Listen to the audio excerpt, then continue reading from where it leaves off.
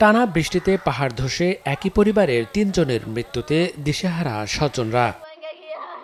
উপজেলা প্রশাসন ও স্থানীয়রা জানান, শনিবার দিনভর থেমে থেমে মাঝারি ও ভারী বৃষ্টিপাত হয়। এরই ধারাবাহিকতায় মধ্যরাত থেকে শুরু হয় ভারী বর্ষণ।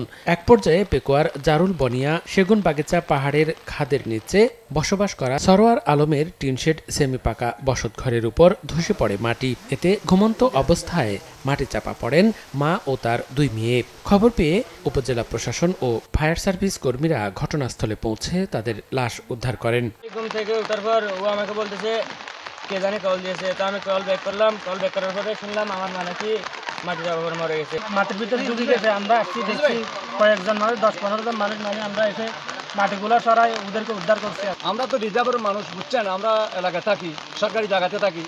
সরকারের যদি তদন্তই থাকে যেটা ঝুঁকিপূর্ণ বাড়ি আছে এটার একটু আশ্রয় দিলে একটু ভালো হবে।